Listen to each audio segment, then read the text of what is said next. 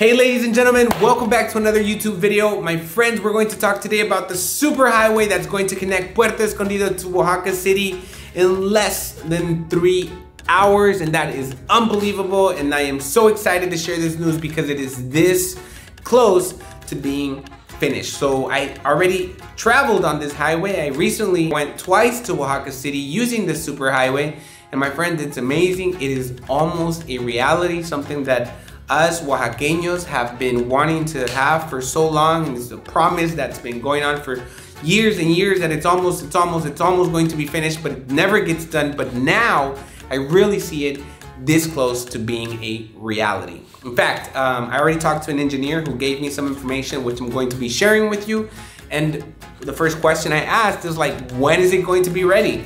And he's like, well, it's almost done. Like I said, I've used it already, so it's functional. And they might be opening it in the next 2 months. So it's gonna be happening before April, I believe, because you'll see some of the footage that I'm gonna be placing down here. And it's done. I mean, we can use the highway to get to Oaxaca City. It took me 3 hours to get from Puerto to Oaxaca City. The second time, that was the first time. The second time, I stopped about an hour and a half because they are still building some parts, but then there are so many construction people working on it and so many machines, so they're really advancing at a high pace. So I'm thinking that yes, it might be in 2 months finally open to the public, which is gonna be amazing. And next question I asked my friends is, how do you think the new high-speed highway will affect the travel time between Puerto Escondido and Oaxaca?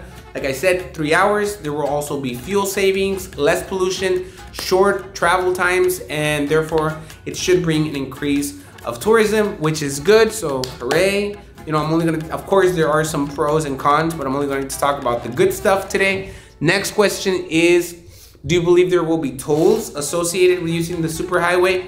Of course, yes, they're built already, and they are ready to charge for using the highway, and I think it's fair.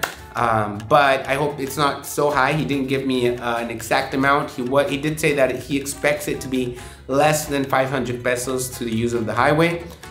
I mean, I hope it's not that expensive, but it'll still be worth it because you'll save 5 hours of your time, and you'll save, you know, whatever, you'll save also on fuel and on your car, man, if you're driving, or just on your car, because on the other roads, you have to deal with like 100 topes. Here, you don't have those many topes, so hooray.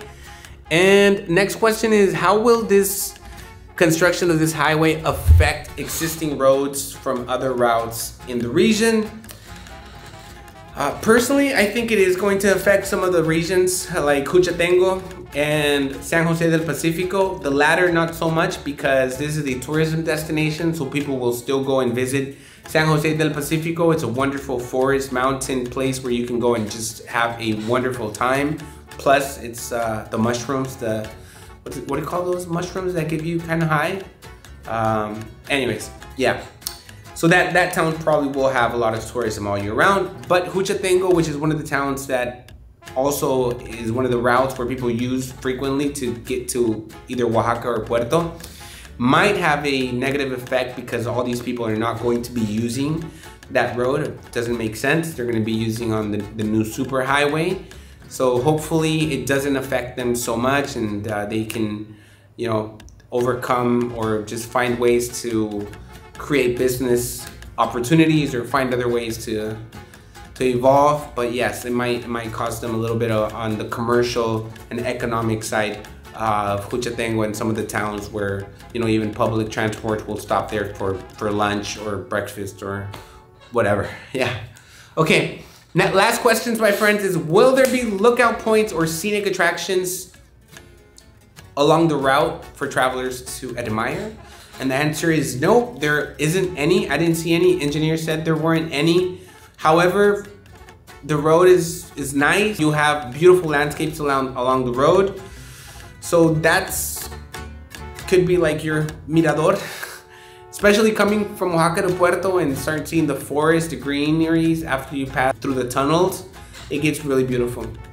So there you go. There you have it, my friends. Ladies and gentlemen, thank you so much for your time. I hope you're liking this content. Make sure to like, comment, and subscribe. And if you're coming to Puerto Escondido, book with us. We're here to give you guys the best tour experience in Puerto Escondido. And if you're interested in buying properties in Puerto Escondido and want to come and talk to me personally, hey, I'll leave you my WhatsApp number and you can contact me directly. Thank you guys. Have a blessed day. See you later, alligator. Nos vemos. Peace.